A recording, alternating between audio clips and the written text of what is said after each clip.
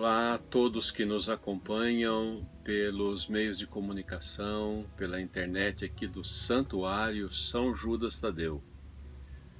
Na ocasião do Dia dos Namorados, mais do que uma mensagem, quero apresentar um conteúdo muito simples e sumário para todos, especialmente para quem está namorando ou para quem pretende namorar. Um conteúdo que deve provocar a reflexão e, naturalmente, estimular aí a conversa entre jovens, entre adultos e jovens. Um primeiro grande ponto é distinguir alguns níveis de relacionamento. Nós estabelecemos diversos níveis de relacionamento.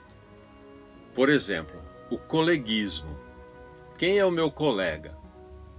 Ou como se caracteriza um colega? O colega é a pessoa com quem eu desenvolvo alguma atividade, mas não tenho um vínculo maior com essa pessoa. Por exemplo, as pessoas que estudam na mesma sala, a maioria são simples colegas. As pessoas que trabalham numa mesma seção, simples colegas. As pessoas com quem nós podemos tomar a condução, o ônibus, o trem, o metrô, todos os dias no mesmo horário. Até depois de um certo tempo passamos a nos cumprimentar. Mas somos apenas colegas, desenvolvemos uma atividade em comum, mas sem criar vínculos. Um outro nível de relacionamento é a vizinhança. Naturalmente que aqui os laços entre vizinhos são muito diversificados, mas o vizinho é simplesmente aquela pessoa que mora próxima da minha residência ou nas circunstâncias ali da minha residência. Claro que há alguns que podem se tornar mais próximos e outros menos. A vida em edifícios, em condomínios, nem sempre aproxima as pessoas afetivamente e aprofunda os relacionamentos. São vizinhos, mas no máximo se cumprimentam no elevador ou em uma outra área. Um outro nível de relacionamento é o companheiro, o companheirismo. Isso é um pouquinho mais profundo. A própria palavra companheiro, companheirismo já indica isso. Companheiro é aquele com quem eu reparto o pão. Então existe uma certa proximidade, existe já um certo vínculo um pouco mais denso aí, mais espesso. Eu tenho algum tipo de compromisso eventualmente com aquele que eu considero meu companheiro. Mesmo que seja o companheiro de trabalho, de escola, é diferente. O nível de relacionamento aí é um pouco mais profundo. Um outro nível de relacionamento é a fraternidade. Rigorosamente falando, nós somos irmãos. A palavra fraterno vem de frater, que quer dizer irmão. Frater ou frei, que quer dizer irmão. Rigorosamente, nós somos irmãos daquelas pessoas que têm aí o mesmo sangue que nós. Existe um laço de consanguinidade. De modo que eu posso chamar de irmão ao meu primo, à minha tia, meus tios e sobrinhos, os parentes com os quais eu tenho aí certo grau de consanguinidade. Esses são os irmãos e entre essas pessoas normalmente se estabelece um nível mais sólido de relacionamento. Chamamos isso de fraternidade.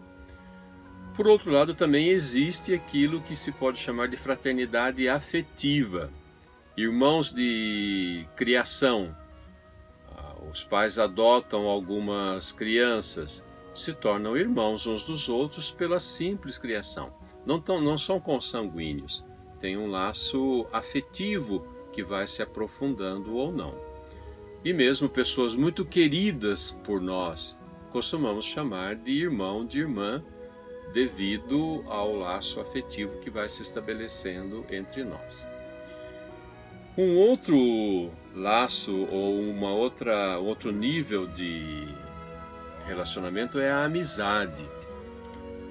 Eu sou amigo daquela pessoa diante da qual eu sou um pouco mais livre, sou capaz de partilhar algo mais íntimo da minha história, sou capaz de acolher algo mais íntimo da história do outro.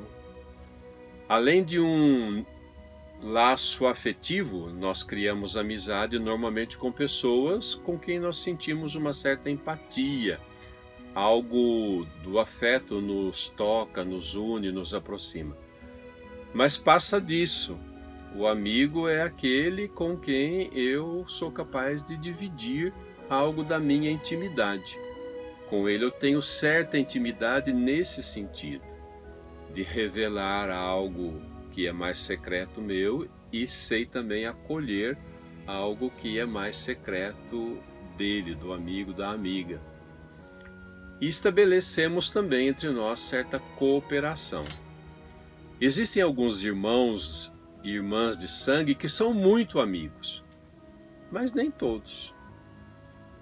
Não é de estranhar e nem está errado que com frequência encontremos pessoas muito amigas, muito próximas, muito unidas, íntimas, mas não são parentes de sangue, não são consanguíneos. E um último e mais profundo nível de relacionamento é o namoro. O namoro, ou eu namoro uma pessoa com a qual, além de estabelecer um compromisso afetivo, eu tenho também uma relação singular, exclusiva, singular. E posso ter, ao mesmo tempo, muitos amigos.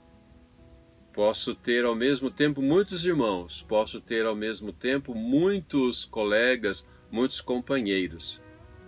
Mas namorado, namorada, rigorosamente falando, só se pode ter uma pessoa ao mesmo tempo, né? Então, são esses níveis de relacionamento que devemos distinguir e não querer achar que somos amigos de todas as pessoas que conhecemos. Nivelamos aí os relacionamentos e isso nos prejudica. Distinguir os níveis de relacionamento nos ajuda também a criar laços mais aí consistentes e mais benéficos para nós mesmos. Então, coleguismo, vizinhança, companheirismo, fraternidade, a amizade e o namoro. Segundo ponto, se quer criar um relacionamento mais consistente, mais sólido, né? Em qualquer um desses níveis aí, tendo começado em qualquer um desses níveis. Um relacionamento mais sólido depende de, vamos citar, 4 pré-requisitos, de 4 condições. Primeiro, confidencialidade. Você quer aprofundar o nível de relacionamento com tal pessoa. Em relação a essa pessoa, você tem que ser confidente, capaz de guardar segredo e ser capaz também de discrição. Você não conta coisas mais preciosas da sua vida para uma pessoa indiscreta, para uma pessoa que você vai logo percebendo que é incapaz de guardar segredo. Então, ao contrário, para eu crescer em relacionamentos mais sólidos, eu devo cultivar essa característica, confidencialidade. Uma segunda característica, um segundo pré-requisito para um relacionamento sólido é a autenticidade. O que é uma pessoa autêntica? Uma pessoa autêntica é uma pessoa que não usa máscara, que não usa disfarces. Ela é, de fato, aquilo que ela demonstra ser. Ela não mente, ela não camufla, não esconde. Como você pode estabelecer um relacionamento mais sólido com uma pessoa, seja um relacionamento de amizade, de fraternidade, de companheirismo, se você percebe que a pessoa ela é meio aí camuflada, ela disfarça um pouco as coisas, de repente diz algo aqui e um pouco diferente ali. Então não existe aí um nível de autenticidade nessa pessoa. Um outro pré-requisito, uma outra característica é a intimidade. A palavra intimidade, ela ficou um pouco viciada na nossa maneira comum de falar. Se quisermos uma definição, podemos falar assim: intimidade eu tenho com as pessoas diante das quais eu posso ser eu mesmo, no seguinte sentido: eu posso revelar algo mais íntimo meu. E eu sei que essa pessoa não vai me julgar, não vai me condenar, não vai me desprezar, não vai me desvalorizar. Ela pode até emitir um juízo sobre aquilo que eu lhe revelar, mas ela vai tratar isso com muito cuidado. Então você tem intimidade com uma pessoa quando você confia a tal ponto nela que chega a segredar, partilhar alguma coisa que lhe é mais íntimo, de qualquer espécie que seja. Então, nisto reside a intimidade. E uma quarta característica, ou quarto pré-requisito para um relacionamento sólido, é a solidariedade. Eu revelo aí sensibilidade para com a necessidade da outra pessoa. Eu me faço presente na hora em que ela precisa da minha presença, eventualmente de uma ajuda. Eu não transfiro, vamos dizer, o problema da pessoa para mim, mas eu me ponho junto com ela na circunstância em que ela se encontra.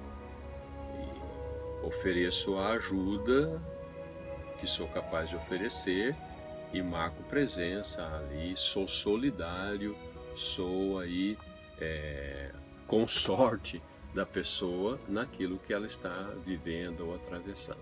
Compartilho com ela aquilo que ela está vivendo ou atravessando. Então, nisso estão os pré-requisitos para um relacionamento mais sólido, seja um relacionamento de fraternidade, de amizade, de companheirismo. Agora chegamos ao terceiro ponto da nossa breve aqui, nosso breve conteúdo. Já que estamos às vésperas do Dia dos Namorados, o que são propriedades? O que é próprio? Quando a gente fala assim, propriedade, nós estamos querendo dizer aquilo que é próprio de uma determinada coisa, de uma determinada realidade. Então, o que é próprio do namoro? O que nós falamos de companheirismo, de amizade, de fraternidade, isso vale também para o namoro, de maneira proporcional. Não é a mesma coisa, mas concorre para um bom relacionamento aí de dois namorados, né? Então, embora o companheirismo, a fraternidade não se confundam com o namoro, até pelo fato de que eu posso ser amigo de muitas pessoas, como eu já disse, ao mesmo tempo. Posso ter diversos irmãos ao mesmo tempo, mas rigorosamente não devo ter diversas namoradas, diversos namorados ao mesmo tempo. Isso é pegação, galinhagem, é outra coisa, não é namoro. O namoro não é a mesma coisa que você poder ter diversos relacionamentos ao mesmo tempo. Posso ser amigo de muitas pessoas, posso ser irmão de muitas pessoas. E a fraternidade e a amizade ajudam o namoro, sim. O seu namorado deve ser também o seu companheiro, a sua namorada deve ser também sua companheira. A sua namorada, o seu namorado deve ser seu amigo, sua amiga. Pode, né? Então, aquilo que falamos desses outros níveis de relacionamento se encontram, se somam com o relacionamento de namoro, ainda que sejam diferentes. Então,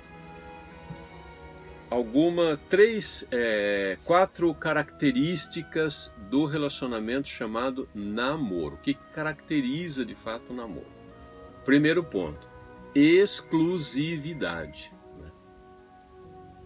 Você não deve, melhor do que dizer não pode, não deve querer ter várias namoradas, vários namorados ao mesmo tempo. Isso não é coisa de gente séria, né? O namoro, ele se caracteriza por ser um relacionamento exclusivo. É com uma única pessoa. Segundo, caracteriza o namoro, o relacionamento entre duas pessoas que namoram, a atração física e a atração afetiva.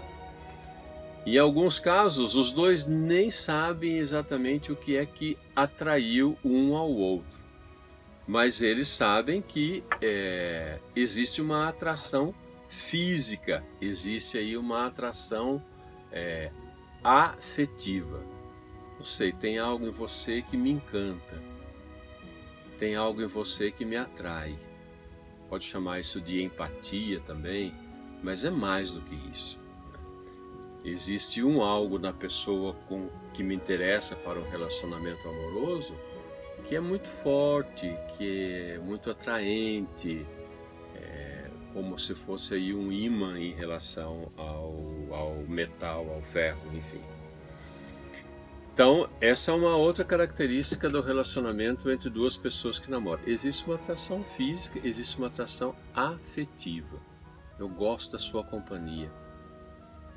Eu gosto de estar ao seu lado, gosto de conversar com você, gosto de te tocar, enfim. Terceira característica do namoro é a intimidade. De novo, atenção.